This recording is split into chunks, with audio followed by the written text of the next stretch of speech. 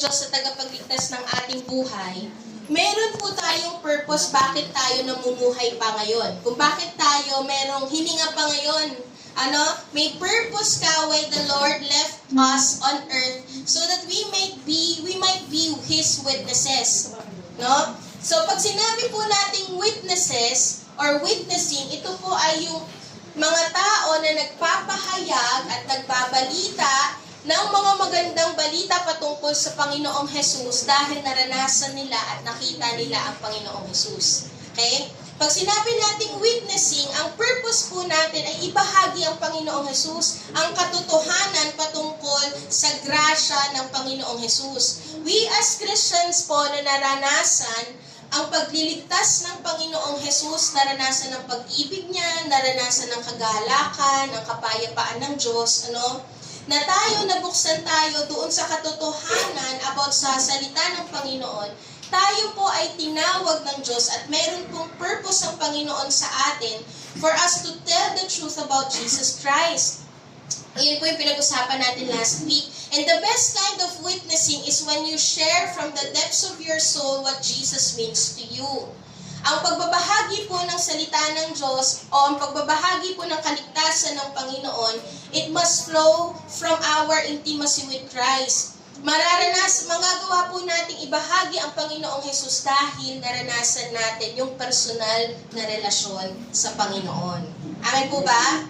Na kapag may relasyon kayo, di ba, sobrang intimate kayo ng inyong asawa, hindi mo maatim na hindi siya ikwento sa iba. Kung gaano siya kabait, kung gaano siya kaputi, kung gaano siya ka-generous. Tama po? Hindi natin maatim na hindi natin ikwento si Nanay Sally kung gaano siya kamahal na mahal ng kanyang mga anak, di ba? Kung gaano siya kabuting isang ina, di ba? Kasi meron tayong relasyon, it flows from our intimacy with the person na atin pong naranasan. You have a personal encounter with Jesus, kaya ibinabahagi mo ito sa ibang tao.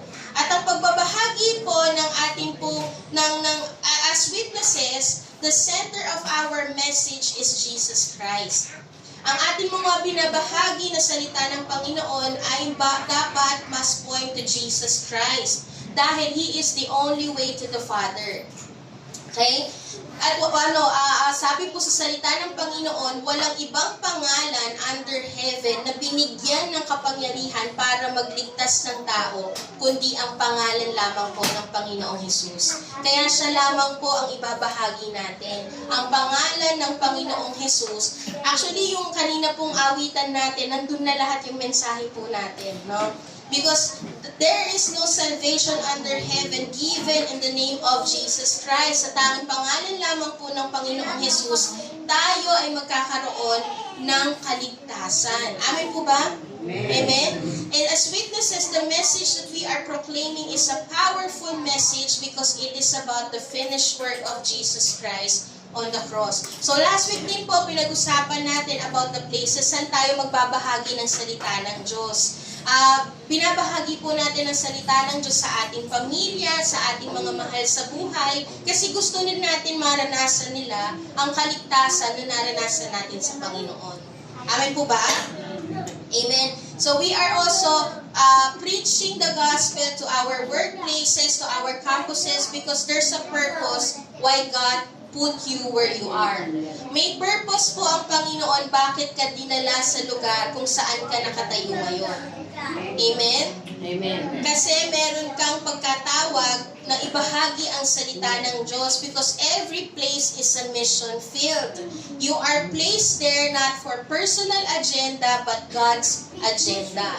Dahil inilagay ka ng Panginoon sa eskwelahan na yan, sa trabaho na yan, para maging daluyan ng pag-ibig ng Diyos. Amen po ba? Amen. Amen. So ngayon po, ang ating pong pag-uusapan is about the power of witnessing, the power of the Lord. Ano nga ba itong kapangyarihan ng Diyos? Bakit ang mga Kristiyano ay talagang gigil na magbahagi ng salita ng Diyos? Ano nga ba itong kapangyarihan ng Panginoon? Bakit habang binabahagi natin ang salita ng Diyos, may mga taong nababago? Okay? Sabi po sa Luke 24:46-48, ito po ay passage bago po pumanig ang Panginoong Hesus sa kalangitan. Nung siya po ay nabuhay na magmuli, siya po ay papanik sa kalangitan, pero bago po siya pumanik sa kalangitan, meron po siyang sinabi sa kanyang mga disciples. No? Sa Luke 24:46-48, ang sabi po dito, sinabi niya sa kanila, ayon sa kasulatan, kailangang magtiis ng hirap at mamatay ang Kristo. It speaks of Jesus Christ, what He has done on the cross. Ngunit muling mabubuhay sa ikatlong araw. Iyan po yung mensahe na ibinabahagi natin, na si Jesus ay namatay sa krus ng Kalbaryo para sa ating mga kasalanan, para tayo ay maligtas sa ating kasalanan at malinis sa ating kasalanan, kasi wala pong makakapasok sa kalangitan nang hindi dumadaan sa Panginoong Jesus. Wala pong makakapasok sa kalangitan kung hindi tayo mananampalataya sa ginawa ni Kristo sa krus ng Kalbaryo. Iyan po yung ipapangaral po natin, na ang pinapangaral po natin ay yung pagkabuhay din na magmuli ng Panginoon, na ang Panginoong Jesus ay buhay magpakailanman. Amen po ba? Naniniwala po ba tayo na ang Diyos na pinapupurihan natin sa pangalan ni Jesus ay buhay magpakailanman? Amen. Amen.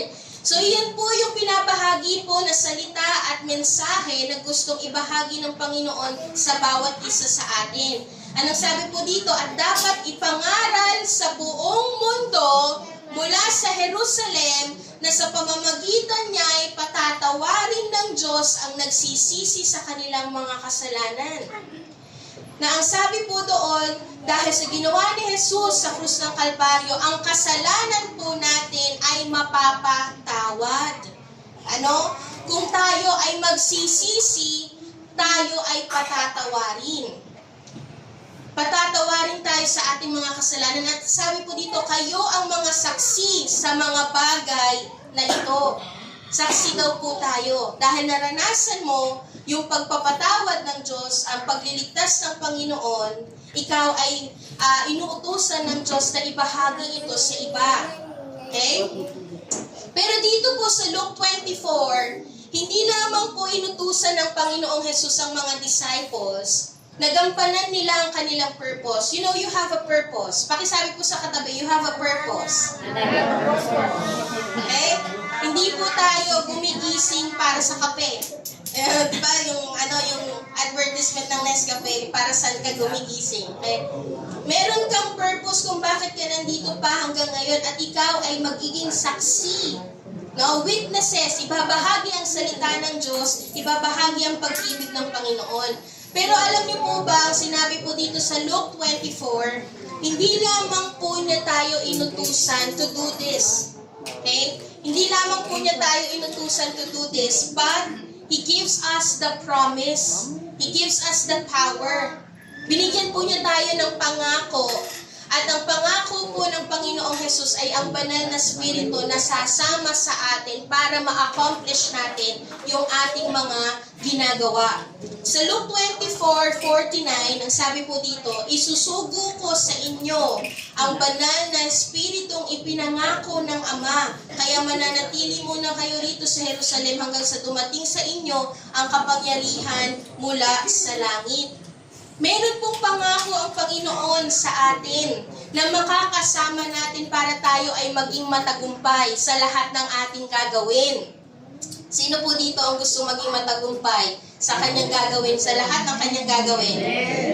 At ang pangako po na ibinigay sa atin ng Panginoong Jesus ay ang kanyang banal na Espiritu. The Holy Spirit is the promise of Jesus to His disciples to become an effective witnesses. Ang banal na Espiritu ang binigay po sa atin para magkaroon tayo ng kapangyarihan para maggawa po natin magtagumpay sa lahat ng ating ginagawa. Ganoon din po sa mga disciples. Binigay po ng Panginoon ang banal na Espiritu sa kanila so that they will be empowered to do and accomplish their purpose as witnesses. So sinasabi rin po sa Zechariah 4:6, sabi po dito, not by might nor by power but by my Spirit, says the Lord of hosts. Hindi po sa ating kakayanan, hindi po sa ating kalakasan, kundi sa banal na spirito, kapangyarihan ng banal na spirito, kaya po tayo magtatagumpay. Amen po ba? Kaya nagtatagumpay ang pamilya natin, kaya nagkakaroon ng pagbabago sa pamilya natin, it is because of the power of the Holy Spirit, kapangyarihan ng Diyos. Amen po? Pag-usapan pa po natin, ano nga ba itong power na to? Yung power na to na gusto ng Panginoon na maranasan natin ngayong umagang ito. Sa Acts 1:8, ang sabi po dito, but you will receive power. Ang gusto po ng Panginoon, maranasan natin to, itong power na to. Ang gusto ng Panginoon, matanggap natin itong power na to. Power when the Holy Spirit comes on you, and you will be my witnesses in Jerusalem and in all Judea and Samaria and to the ends of the earth. Sige po, patuloy po tayo. Bago po tayo magpatuloy sa atin pong mensahe, let's all close our eyes, let's bow our heads and let's pray. Hallelujah, we give you praise and we give you honor. Panginoon, dalangin po namin na patuloy na mangusap ang banal na Espiritu, O Diyos, ngayong umaga nito.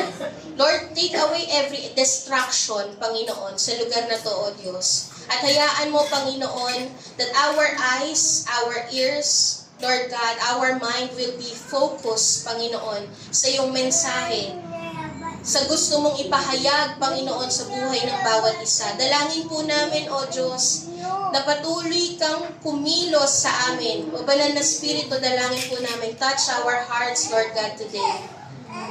And Lord, we pray, speak to us today, Panginoon. Ikaw ang magpahayag nito, Panginoon, upang lubusan namin maunawaan yung mensahe na gusto mong marinig namin, yung pagpapala na gusto mong matanggap namin, yung kapangyarihan mo na gusto mong matanggap namin ngayong umagang ito, Panginoon. Maraming salamat po. In Jesus' name we pray. Amen. Amen. So ito pong power na to, pakisabi po, power. Power. Ay, hindi po tayo networking. Power. Okay. Pag sinabi pong power, ang ibig sabihin po nito is from the Greek word dunamis. Pakisabi po, dunamis. Dunamis. So ito pong power na to is power of power. Yung kapangyarihan na mas higit pa sa kapangyarihan. Yun po yung power na sinasabi dito, yung dunamis. Ito pong power na to, it often refers po doon sa miraculous power. Na kaya nakakagawa ng miracle because of this power. Kaya ka nakakakita ng mga milagro na nangyayari dito sa mundo, it is because of this power, and this power comes from the Lord. Kaya ka nakakakita ng mga tao na nung lumapit sa Panginoon ay nabago, it is because of the power that comes from the Lord. It is the miraculous power of God. Marvelous works. Yung bagay na above sa natural. Yung mga bagay na makikita mo at mawi-witness mo na kapangyarihan na above sa ordinary, beyond ordinary, above natural. Okay? And pag sinabi po nating dunamis, ito po ay inherent power. Ibig kong sabihin ng inherent is characteristic, natural, inborn. Yun po yung ibig sabihin ng inherent, natural, and inborn. Ibig sabihin po, ang kapangyarihan ng Panginoon o ang Diyos, ang banal na Espiritu, ang ating Panginoong Jesus, natural po sa Kanya ang gumawa ng milagro. Okay? Miraculous power and marvelous works is a natural character of God. Iyon na yun. Nasa Kanya na yung kapangyarihan. Natural sa Kanya ang gumawa ng milagro kasi karakter niya yun. So, hindi natin pwedeng sabihin na, Lord, kaya mo bang gumawa ng milagro? No. He can do it because He is a miracle-working God. That is His character. Amen po ba? Hindi na natin questionin, kaya mo bang gumawa ng above sa kapabilidad namin? Kaya mo bang gumawa ng mga imposibleng bagay? Hindi na natin questionin yon. Why? Because it is His character, it is His nature to do miracle. Kumbaga, kung titignan natin natural sa Kanya, hindi na question. Natural na sa Kanya na gumawa ng milagro. He is a miracle-working God. And yung sinasabi po nating dunamis, it comes from the word duna. Nakisabi po, duna. Duna. Okay? Duna is yung word na, pag sinabi nating duna is able. Duna, gawin mo na. Pero hindi, joke lang. Duna, it means able. So, ibig sabihin po, kapag sinasabi natin that the Lord has the power or He has the power, okay? Ibig sabihin, God is able. Amen po ba? Amen po? Amen. Kayang gawin ng Diyos ang lahat ng imposible kasi walang mahirap sa Diyos. Amen po ba? God is able. Yun po yung sinasabing power dito. Yung mga bagay na tingin nating imposible, kaya mo pa bang magbago? God is able to transform you. Amen po? Kaya pa bang makapag-provide? Ang hirap ng sitwasyon, ang hirap ng ekonomiya, kaya pa bang mag-provide? When you look at Jesus, because He has the power, it means God is able to provide. Amen po ba? Amen? Amen. Kaya pa bang gumaling? Sabi ng doktor, wala na.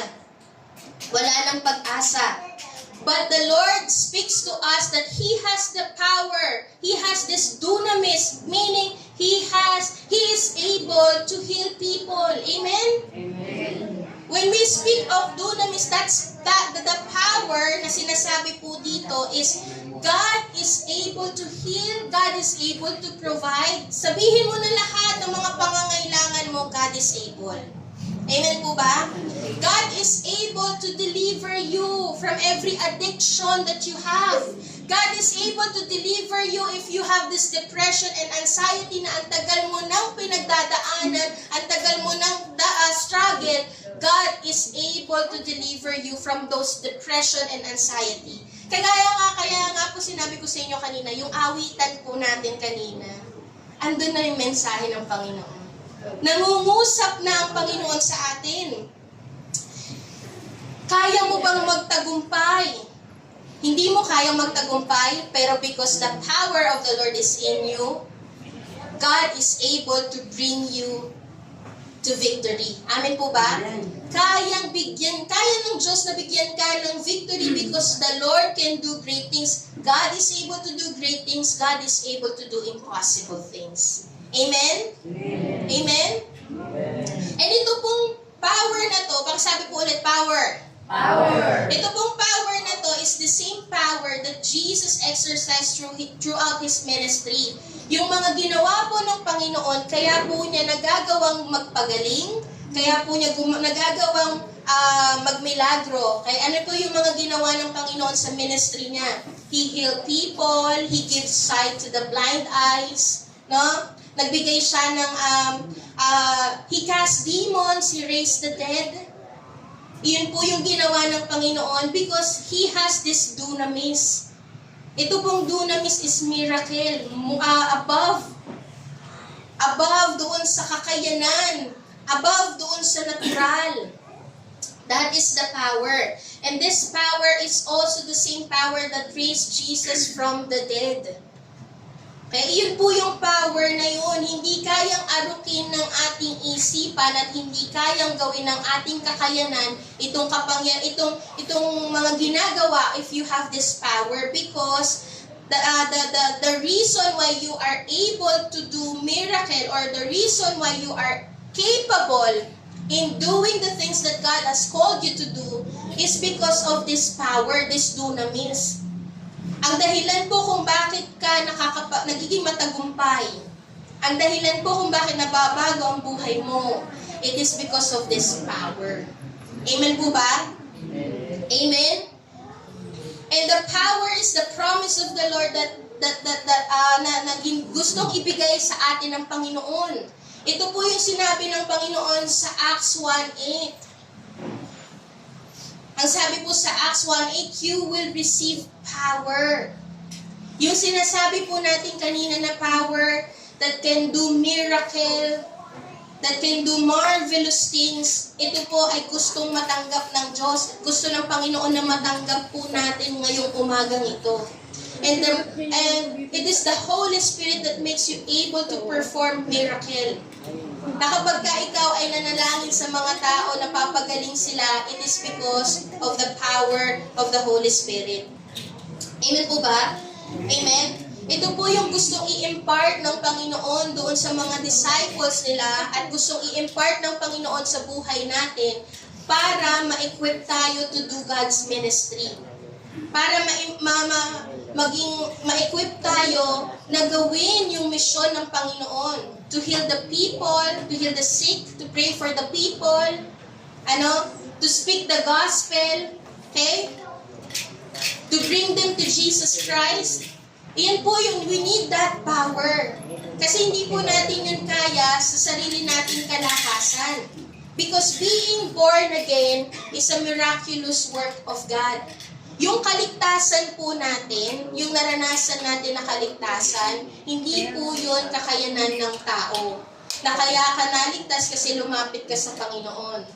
Kaya ka naligtas kasi miraculous work po yun ng Panginoon. Yung pagiging born again, yung pag sinabi nating born again, yung patay na spirito mo ay binuhay ng banal na spirito, iyon po ay hindi kayang gawin ng tao. It is a miraculous work of God and it requires power to do that. It requires dunamis. Kailangan ng dunamis para mangyari yung pagiging born again so that the dead spirit of your family will become alive. At maranasan nila yung pagiging born again. Amen po ba? Amen. And alam niyo po ba, doon po sa pinagagawa po sa atin ng Panginoon, we need that power also. Kailangan po natin ng kapangyarihan ng Diyos so that we can do above and beyond our natural capability. No? We can do beyond. Kasi alam niyo po ba, loving, ito lang po, example lang. Kaya niyo po bang magmahal ng taong hindi ka mahal-mahal? Kaya niyo po bang magpatawad ng taong ang tinding ginawa sa inyo? Kung sa natural po nating kakayanan, cancel na sila sa buhay natin. Tama po ba? Hindi na natin sila papansinin. That's our nature. Pero, alam niyo po ba yung sinasabi ng Panginoon sa salita niya na forgive the people, love your enemy? It is beyond your capability to do that. That's why you need the power of the Lord. Kaya ka nakakapagpatawad, kaya ka nakakapagmahal ng mga taong hindi ka mahal-mahal. It is because the power of the Lord is in you. Amen po ba? Amen. Kaya mo nagagawa mapapatawad ang iyong asawa sa kabila ng matinding ginawa talaga sa iyo at nagdulot ng matinding sugat sa puso mo. It is because of the power of the Lord. Amen po ba? Amen. Amen? Kaya kung papansinin po natin, ay nung nakaraan po pala, nung birthday po ni Nanay Salim, may nakausap po ako. Ang sabi po niya, nakita ko ang mga Kristiyano, puro sila awitan. Puro sila awitan, ang saya-saya nila, ganon. May nakausap po akong ganon, sabi niya. Tapos, ang sinabi ko po sa kanya, alam niyo po kasi, ang kapangyarihan po ng Panginoon ang dumadaloy sa atin. Kaya sa kapila ng mga pagsubok na pinagdadaanan natin, nagagawa pa rin natin magalak. Hindi po natin yun kakayanan. Hindi natin kakayanan na sa kabila ng mga pagsubok na pinagdadaanan natin, tayo pa rin ay nagagalak. Hindi natin kakayanan yun. Ito po ay kapangyarihan ng Diyos, kaya ikaw ay nagre-rejoice pa rin. Kaya kung papansinin natin ang mga Kristiyano, baliw. At hindi na ng pinagdadaanan, sumasayaw pa rin. Amen? At hindi na ng pinagdadaanan, umaawit pa rin sa Diyos kasi kakayanan po ng Panginoon ang dumadaloy sa buhay nila. Hindi po yun karakter nila. Hindi po yun nature nila. Na kasi personality niya ang maging jolly. Okay? Hindi siya si Jollibee. Hindi joke lang. Hindi po siya bida-bida. Okay?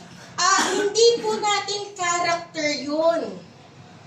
Na kasi character niya, jolly talaga siya. Kaya kahit na anong problema meron siya, nagagalak pa rin siya. Hindi. It is because the power of the Lord that gives you the strength to still rejoice in the midst of suffering. Amen po ba? Amen? So we need that power. Amen po? Pakisabi po ulit, power. Power.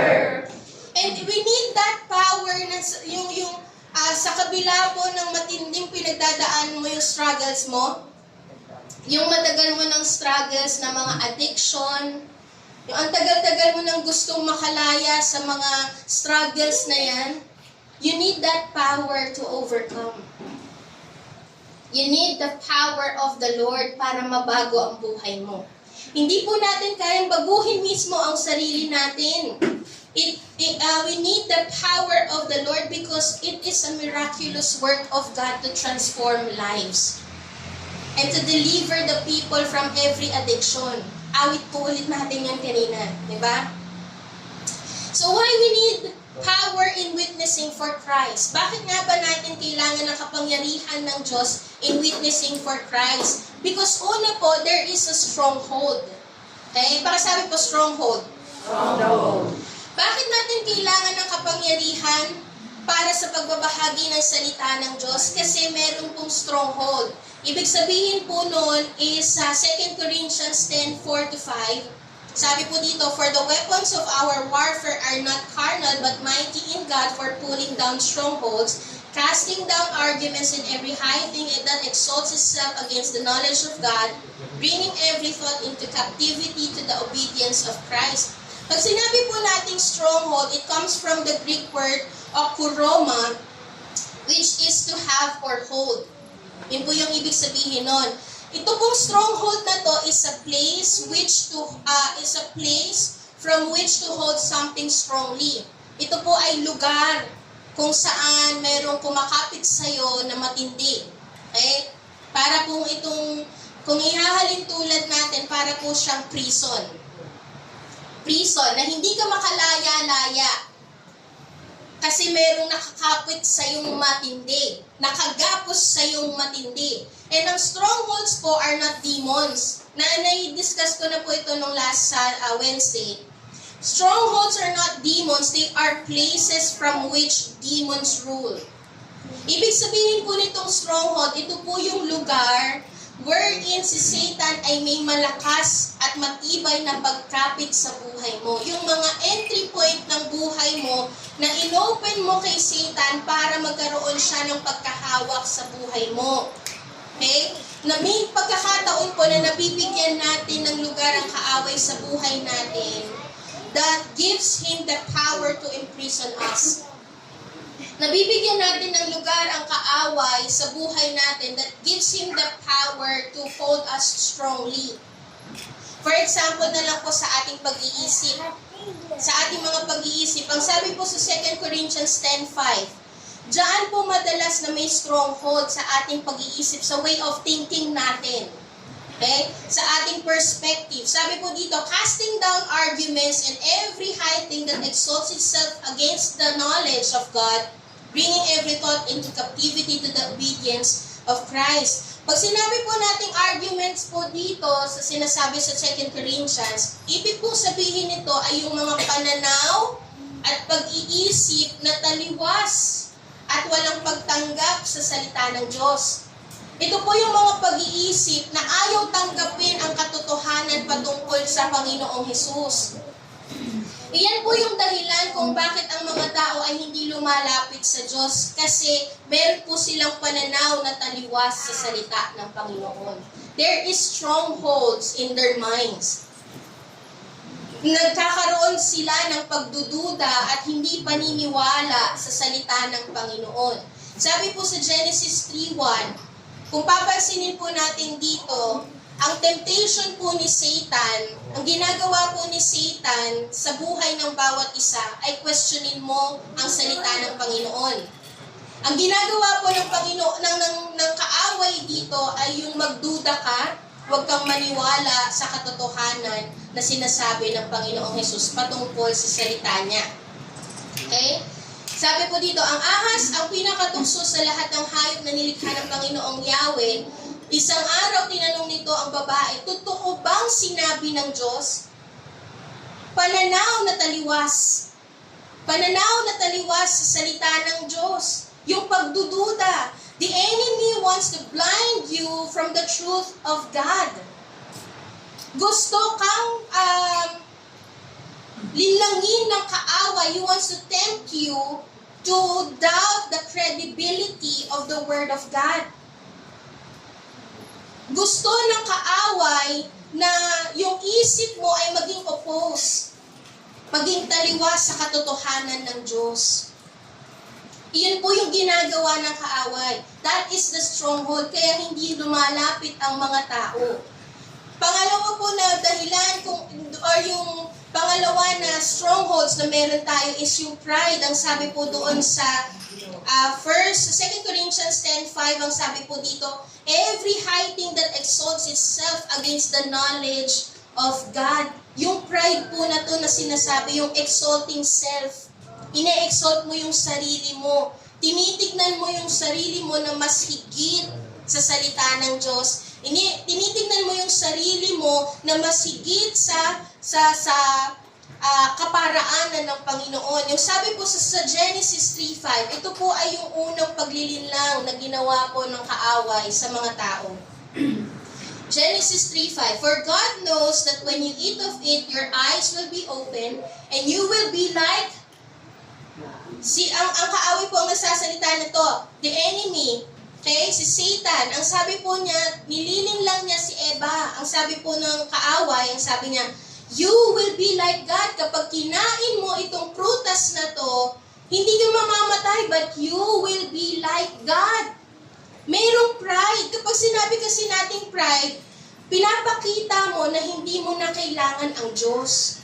Kasi ikaw na ang Diyos ng buhay mo. Iyon po yung mga dahilan kung bakit kailangan natin ng kapangyarihan ng Panginoon because of these strongholds. Kasi maraming mga tao ang taliwas ang pag-iisip sa katotohanan ng Diyos at merong pagnanais na maging hari ng kanilang buhay. Ayaw nilang magpasubmit at mag-surrender sa Panginoon. Iyon po yung nangyayari. We will never come and surrender our lives to Jesus hanggat hindi natin nakikita ang tunay na kalagayan natin. Kapag nakikita natin that we don't need God, na mas gusto nating masunod ang ating sarili, we will never come and surrender to Jesus Christ. But the moment we know and see what truly our position before Christ, that's the time that we will realize that we need the Savior. We need Jesus and we need saving. Alam niyo po, hanggat may pride ang tao, never nilang i-admit na kailangan nila ang Diyos. Sino po dito ang may kailangan sa Diyos? Amen. Praise God kasi walang may pride sa atin. Because we need God. Amen po ba? Amen. Kasi hanggat may pride po tayo, never nating i-admit na kailangan natin si Lord. Iyan po yung dahilan why we need the power. And ano po yung mangyayari sa buhay ng isang tao when he received the power or when we have the power to witness? What happens when we have the power to witness? They will have a deep conviction. Pakisabi po, conviction. Conviction. Sabi po sa 1 Thessalonians 1:5, because our gospel came to you not only in word but also in power and in the Holy Spirit and with full, ano po sabi? Conviction. Full conviction. You know what kind of men we prove to be among you for your sake? Pag sinabi po nating full conviction dito, ito pong sinasabi dito, to be fully persuaded or to be fully convinced. You have this full understanding about the truth of Jesus Christ. Kaya nauunawaan mo, meron kang lubos na pagkaunawa patungkol sa salita ng Diyos. We will know the fullness of Christ when we say full conviction.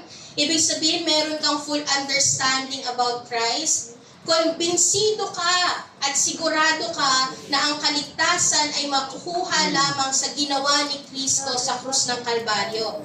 You are convinced about the finished work of Jesus Christ on the cross. And it is the Holy Spirit that will convince and convict the people about the truth of Jesus Christ. Ang banal na Espiritu lamang po ang magpapaunawa at magpapahayag nito sa atin. Maraming mga tao hindi nauunawaan ang pagliligtas na ginawa ni Kristo. Bakit? Because they are trapped doon sa temptation ni Satan. They have the stronghold. Taliwas ang kanilang pag-iisip patungkol sa salita ng Diyos. They have pride. They have that stronghold. But it is the Holy Spirit who can destroy that stronghold. Naniniwala po ba tayo doon? It is the Holy Spirit that can destroy that stronghold kasi ang banal na Espiritu lamang po ang magbibigay ng pangunawa sa atin.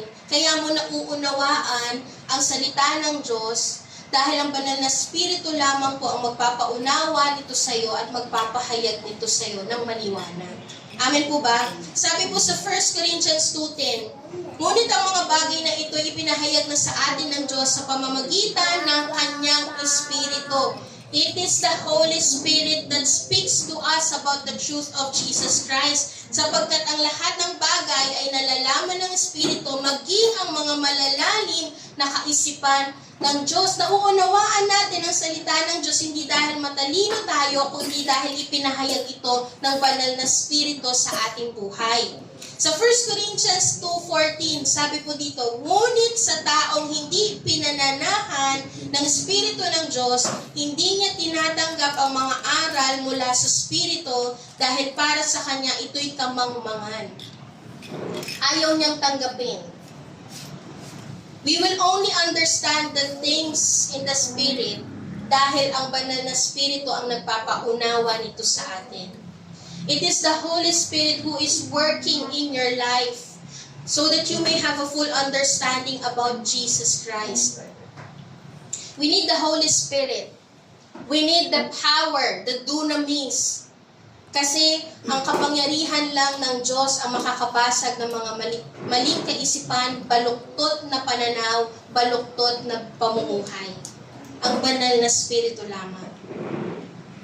Kaya kung papansinin po natin, paano nangyari na sa kabila ng matagal na panahon na, for example, sa buhay ko po, ang tagal na panahon na ginagawa ko na makalaya-laya doon sa homosexuality, hindi ko nagawa. It took me decades, no, para na doon sa struggle na yun. Pero hindi ko magawa-gawang umalis. Lahat na ng paraan ginawa ko. Sa buhay natin, marami tayong mga ginagawa para mabuklod ang pamilya natin, para maging maayos ang pamilya natin. Ginawa mo na lahat. Pero walang nagiging bunga. Walang nagiging resulta. Why? Because you need the power of God. Dahil ang kapangyarihan lamang ng Diyos ang may kakayanan na basagin ang mga maling buhay, basagin ang mga maling kaisipan. Ang banal na Espiritu lamang ang may kakayanan para mag-ayos ng buhay natin. Yung matagal mong struggle, kapag kumilos ang Panginoon, saglit lang yan. It is immediate work of the Lord. Ang tagal-tagal mo ng struggle doon sa addiction, sa depression, sa anxiety, homosexuality, or whatever na pinagdadaanan mo na mabigat, na para kang nakakulong. Hindi mo alam kung paano ka lalaya. Hindi ko alam kung ano yung mga pinagdadaanan po natin na para tayong nakakulong. May stronghold sa atin na kahit ginawa na natin ang lahat, bumabalik tayo sa ganong sitwasyon. Kasi nga nakakulong ka eh. May stronghold sa buhay mo and it is only the power of the Lord that can free you from that stronghold, can deliver you from that stronghold. At kapag kumilos po ang Panginoon, mamamangha ka. Kasi yung matagal mong struggle, inasnap, mapapalaya ka. Amen po ba? Amen? Naniniwala po ba tayo doon?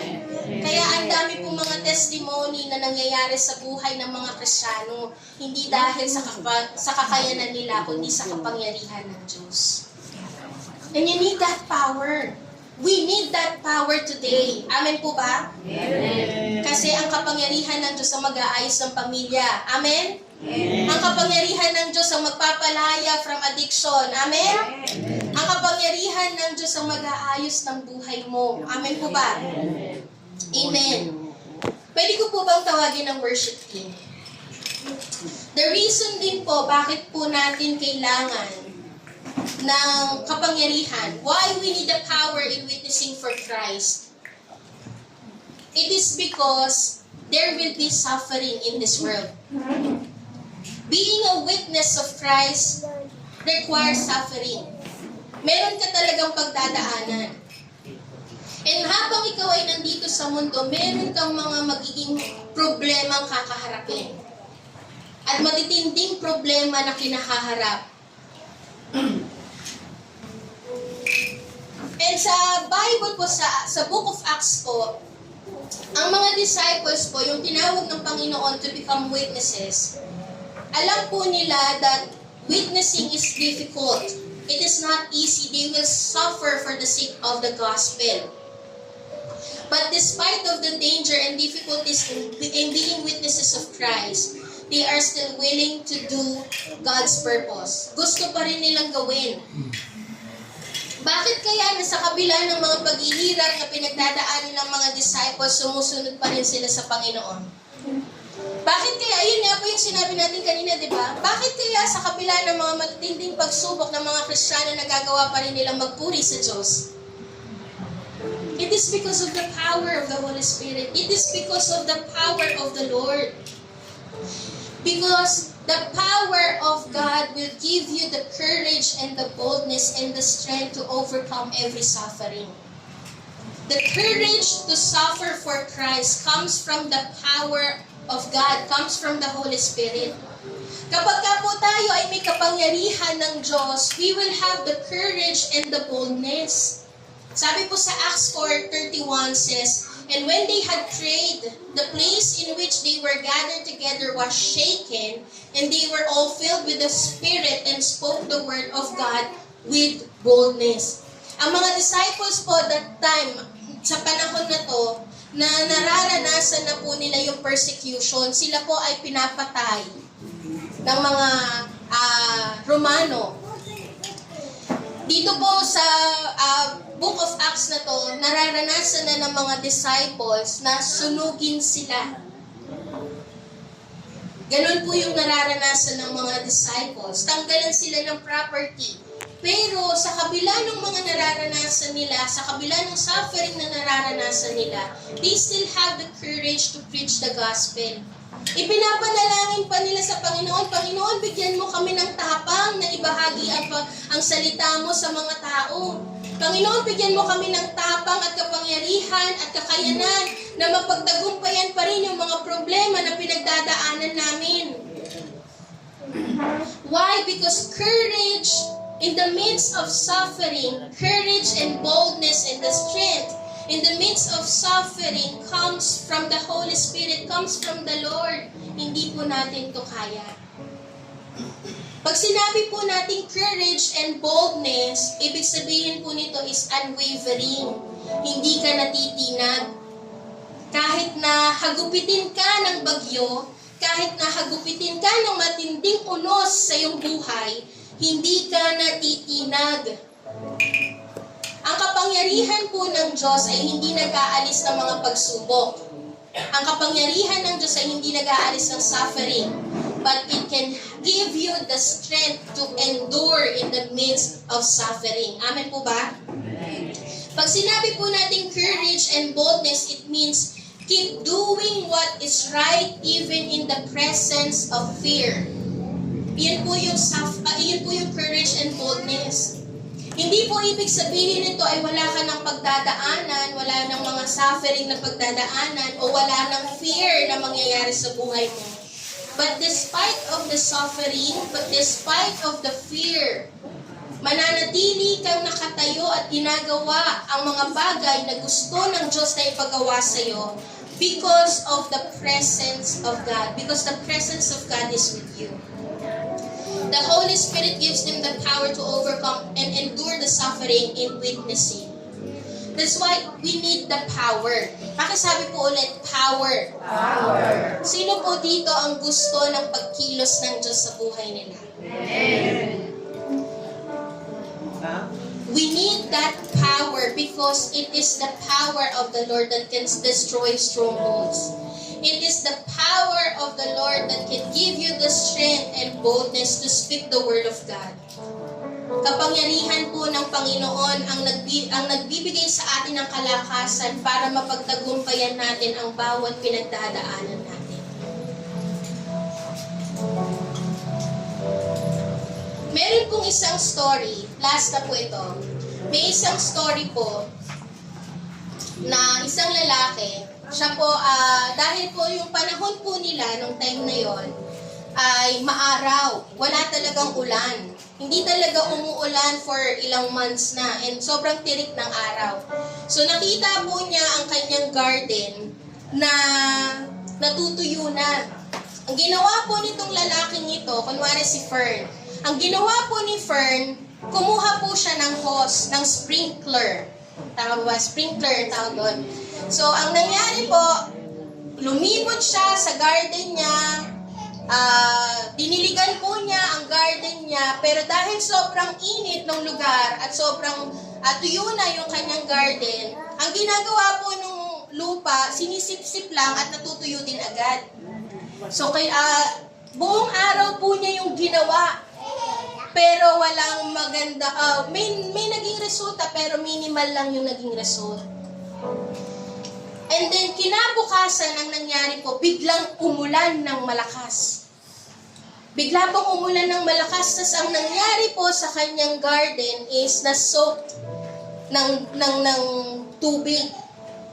Yung magdamag po niyang ginawa by using his strength para diligan yung garden, minimal lang po yung nangyari na resulta.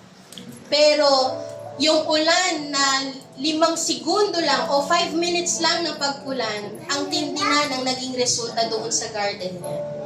Ganoon po yung nangyayari po sa buhay ng mga tao. Marami po tayong mga bagay na ginagawa sa buhay natin that it took us decades. Ginawa mo na ang lahat para mabago ang buhay mo, makaalis ka sa mga addiction na yan. Lahat ginawa mo na para maging maayos ang pamilya mo, para maging maayos yung marriage mo. Lahat ginawa mo na.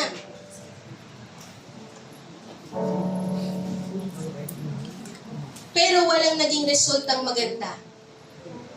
And alam niyo po ba, ang kapangyarihan po ng Diyos ang kailangan natin? Na yung matagal mong ng struggle, pagka dumating ang kapangyarihan at na-receive mo ang kapangyarihan ng Diyos, yung matagal mong pinagdadaanan, may katugunan ng agad-agad. Merong mabilis na tugon galing sa Panginoon. Immediately you will see yourself nababago. Amen po ba? Amen. Ang tagal mo ng struggle at addict ka sa gambling, nasisira ang buhay mo because of the gambling sugal. Pero nung lumapit ka sa Panginoon, sinuko mo ang buhay mo sa Panginoon, hindi mo maintindihan, bakit Lord? Bakit parang nawala yung desire ng puso ko na magsugal? Dahil nakita ko na makakasira sa buhay ko yung sugal, pinaunawa mo to sa akin. Immediate yung tugon ng Panginoon. Alam niyo po ba, meron po akong testimony ng isa po sa mga kasama po natin sa TNLF. Si Ate Jonah, may nakakakilala po sa inyo kay Ate Jonah, di ba? Siya po ay secretary ng TNLF. Si Ate Jonah po, nakikita ko po siya, doon, kasi nakakasama ko po siya sa badminton bago po siya makapunta sa church.